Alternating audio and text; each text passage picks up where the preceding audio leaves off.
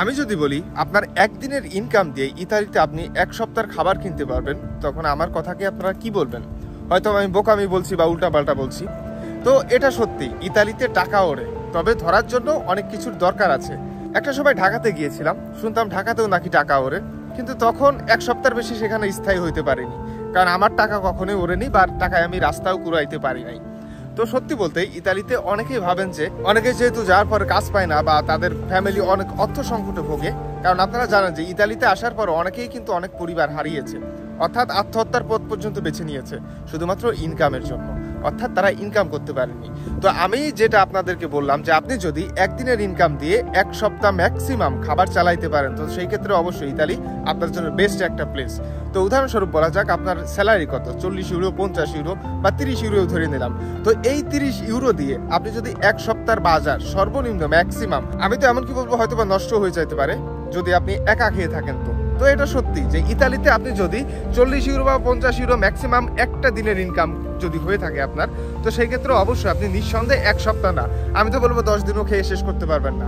তো welcome back, আমি Shakib Khan Rocky, sky Europe ইতালির মিলান থেকে। এই মুহূর্তে ইউটিউব এবং ফেসবুক পেজ থেকে যারা দেখছেন প্রত্যেককে স্বাগতম। তো আগে বলে রাখি, বাইরে প্রচুর গরম, তারপর হচ্ছে বৃষ্টি নাই, তারপর হচ্ছে প্রচুর পরিমাণে রোদ। তো অনেকে আসলে এই কথাটা আমারে বলেন, অনেকে আসলে বেকার যুবক আছেন বা অনেকেই ইতালিতে আসার স্বপ্ন দেখেন, কমেন্ট বক্সে দেখতে পারে বোঝা যায় যে ভাই আমাদের মাথাটা আর নষ্ট করেন না। তো আসলে এগুলো মাথা নষ্ট করার কোনো গল্প না, আমি যেগুলো বলি সবসময় সত্য। তো দেখেন, আসলে ইতালিতে দুই ধরনের মানুষ থাকে, এক যারা টাকা পয়সা ইনকাম করে, আর দুই যারা হচ্ছে রাস্তায় দেখা যাচ্ছে যে মানে ওই যে বিড়ি, আমাদের বাংলাদেশি ভাষায় বা গ্রামের ভাষায় যেটাকে বলে যে বিড়ি, অনেকে দেখা যাচ্ছে যে বিড়ির পিছনের অংশ সেটাও কিন্তু রাস্তা থেকে নিয়ে তারা টেনে থাকে। তো এই অবস্থা কেন হয় সেটাও বলে দিই, আসলে এই সমস্ত কাজ কারা করে এবং কারা করে না সেটাও বলে দিই। দেখেন, আপনি যদি ইতালিতে আসেন, আপনার প্রাথমিক অবস্থায় যেটা লাগবে সেটা হচ্ছে ডকুমেন্টস বা বৈধ ওয়ার্ক পারমিট, আপনারা যেটাকে ওয়ার্ক পারমিট বলেন। আসলে ইতালিতে ওয়ার্ক পারমিট বলতে কিছু হয় না, কারণ ইতালি মানেই স্বাধীন, অর্থাৎ আপনার যে পারমিট আছে সেটাতেই আপনি স্বাধীন, অর্থাৎ পেরমেসো দি সিজর্নো, এটা প্রত্যেকের জন্য জরুরি। বিশেষ করে যারা এগ্রিকালচার পারমিটে আসেন, তো সেই অবস্থায় অবশ্যই মালিকের ক্ষেত্রে দেখা যাচ্ছে অধিকাংশ ক্ষেত্রে দেশ স্থানে কাজ করতে হয়। তবে এটা যেহেতু ইতালি, তো সেই ক্ষেত্রে আপনি স্বাধীন, তবে স্বাধীনতার জন্য যেটা লাগবে আপনার হচ্ছে ডকুমেন্টস। অর্থাৎ আপনারা জানেন যে হয়তো আমি বিভিন্ন প্রকার কাজের কথা আপনাদেরকে বলি, তো আমার কথা হচ্ছে ভাই আমি কাজের কথা কেন বলি, আপনি যদি এটা সিঙ্গাপুর ভাবেন, কাতার ভাবেন, দুবাই ভাবেন বা মালয়েশিয়া ভাবেন যে না ঠিক আছে একটা কোম্পানির আন্ডারে গেছেন, আপনি যতদিন সেইখানে স্থায়ীভাবে বা বৈধভাবে থাকতে চান, আপনাকে অবশ্যই সেই কোম্পানির আন্ডারেই থাকা লাগবে। তবে তাহলে পারে ভাই আমি কেন এত কাজের ব্যাপারে ইনফরমেশন দিই, অর্থাৎ আপনি তো ইতালিতে স্বাধীন, আপনি কোনো মালিকের আন্ডারে কাজ করতে বাধ্য না, থাকতেও বাধ্য না। এটা অবশ্যই যখন আপনি ডকুমেন্টস পাবেন তখন এই ক্ষেত্রে আপনার স্বাধীনতা দেওয়া হবে।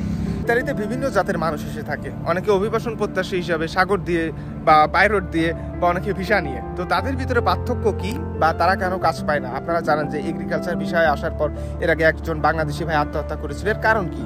অর্থাৎ তার না আছে ডকুমেন্টস, না পেয়েছে থাকার স্থান, না পেয়েছে ভালোভাবে খাবারের স্থান, যেহেতু তার পরিবারে একটু সমস্যা ছিল। তো আসলে এই কাজটার কারণ কি? কারণ হচ্ছে দেখেন, এখানে আগেই বলেছি যে দুই ধরনের মানুষ আসে, প্রথম অবস্থায় যারা কাজ করার জন্য এবং দ্বিতীয় অবস্থায় যারা বাস এসেছে এনজয় করবে, এটাই তাদের লাইফ। তো এই এনজয় করার লাইফ যারা তৈরি করে তারাই কিন্তু রাস্তায় ঘুমায় বা আমি আগেই বলেছি বিড়ির পিছনের অংশটা কিনে থাকে সিগারেট হিসাবে। তো দেখেন, এখানে আসলে সচরাচর দেখা যায় যে আফ্রিকানরা অধিকাংশ ক্ষেত্রে দেখা যায় যে না সিগারেটের শেষ অংশ পড়ে আছে, তো তারা কিন্তু সেটাই রাস্তা থেকে তুলে খায়, এটা খুবই স্বাভাবিক তাদের কাছে, কিন্তু আমাদের কাছে কিন্তু না, আমাদের মতো বাংলাদেশিদের কাছে না। অর্থাৎ আমরা আসি কাজ করার জন্য, আমাদের পরিবারের জন্য। এখানে কিন্তু বাংলাদেশিদের একটা সুনাম আছে, এমনকি পাকিস্তানি, ইন্ডিয়া বলেন বা অন্যান্য শ্রীলঙ্কা, এশিয়ান যে কোনো কালচারের কাছ থেকে বাংলাদেশিদের কিন্তু সুনাম সবসময় বেশি। তো এখন যদি আপনি মনে করেন যে না আমার ডকুমেন্টসের কোনো দরকার নেই, আমি ইতালিতে এসেছি বা আমার 3 বেলা খাবার হলে পারে এনাফ, তাহলে পারে তো ভাই আপনি কিছু করতে পারবেন না। তো প্রাথমিক অবস্থায় ইতালিতে আপনার যেটা লাগবে সেটা হচ্ছে ডকুমেন্টস, পেরমেসো দি সিজর্নো বলেন বা ওয়ার্ক পারমিট বলেন, যেখানে আপনার একটা স্থায়ী কাজের গ্যারান্টি আছে। তো এখন অনেকেই দেখা যায় যে না ঠিক আছে ইতালিতে প্রাথমিক অবস্থায় আসার পর না বোঝার কারণে শুধুমাত্র তাদের পরিবার আসলে হাহাকার করে, অর্থাৎ আপনি না ইনকাম করতে পারছেন, না আপনি কোনো যোগ্যতা দেখাতে পারছেন। তো এটা সত্যি খারাপ একটা বিষয়। তো বিশেষ করে যারা ইতালিতে আসে, এই যে বলে যে ভাই আমার কাজ নেই বা আমি কি করবো, আমার ডকুমেন্টস রিনিউ করে দিচ্ছে না বা আমি মালিক খুঁজে পাবো না বা এই সেই, কেন ভাই? এখানে পুলিশ আছে, তারপর হচ্ছে কপ অফিস বা কাপ অফিস যেটাই বলেন না কেন, সেই অফিসগুলো আছে। তো সেই ক্ষেত্রে আপনি উকিলের সঙ্গে পরামর্শ করতে পারেন, তাহলে পরে আপনি 100% একটা সঠিকভাবে পরামর্শ পেয়ে যাবেন। তো আমি যেখানে বলেছি যে আপনার একদিনের স্যালারি, আপনি যদি একা ব্যক্তি হন তাহলে পরে ম্যাক্সিমাম যদি 50 ইউরো আপনি ইনকাম করেন, তাহলে তো আমি বলবো যে সেটা আপনার জন্য 2 সপ্তাহ হইতে পারে। কারণ এখানে চালের দাম কত? 3 ইউরো, 3.5 ইউরো, 4 ইউরো। কয় কেজি চাল লাগবে আপনার এক সপ্তাহে? 5 কেজি? অসম্ভব। 5 কেজি চাল তো আপনি খাইতে পারবেন না, এটাও আমি জানি। আর কি কিনবেন? এখানে প্রচুর পরিমাণে হাট বাজার বসে। তো সেই ক্ষেত্রে দেখা যাচ্ছে যদি আপনি 10 ইউরো দিয়ে সবজিও কেনেন, তো আপনি সেই ক্ষেত্রে কিন্তু এক সপ্তাহ খেয়ে শেষ করতে পারবেন না। এমনকি মুরগির মাংস আছে, প্লাস গরুর মাংস আছে বা খাসির মাংস আছে, কয় টাকা কিলো? অবশ্যই 2 কিলো কিনলেই আপনার জন্য হয়তো বা এনা বা আদার সাইড যে সমস্ত সবজি আছে। তো যারা বিশেষ করে আসলে অনেকে আমারে বলেন কমেন্ট বক্সে যে ভাই আর মাথা নষ্ট করেন না, ভাই আর সম্ভব না, আপনাদের কথা শুনতে শুনতে পাগল হয়ে যাচ্ছি, বা সুখবর আর আপনার কাছ থেকে শুনতে চাই না, এভরিতে নুলাস্তা নিয়ে প্রবলেম আছে, ভাই কি করবো? আমি ইতালি নিয়ে বলছি। তো সেই ক্ষেত্রে অবশ্যই আমাদের ইতালিতে যেটা আছে আপনাদেরকে তো সেটাই জানাতে হবে, তাই না? তো আসলে সত্যি বলছি, লাইফ অনেক কঠিন। এটা আমি বেকার ছিলাম বা ছিল যে না ইতালি কিভাবে যাব, কিভাবে আসবো, কিভাবে সম্ভব হবে, যেতে পারবো কিনা, স্বপ্নের দেশে ইতালি ভ্রমণ করতে পারবো কিনা। তো একটা সময় অবশ্যই যদি ইচ্ছা সৎ থাকে তাহলে পরে অবশ্যই আপনিও সার্থক হবেন। এবং করে দিচ্ছি, ইতালিতে আসলে পারে ম্যাক্সিমাম আপনি যে কোনো কাজ করলে পারে, যদি আপনার 800-900 ইউরো হয়, তো সেই ক্ষেত্রে আপনি ম্যাক্সিমাম 1,20,000-30,000 টাকা বা 50,000 টাকা অধিক আপনি ইনকাম করতে পারবেন প্রাথমিক অবস্থায়। তো ধন্যবাদ, ভালো থাকবেন, দেখা হবে নতুন কোনো ভিডিওতে।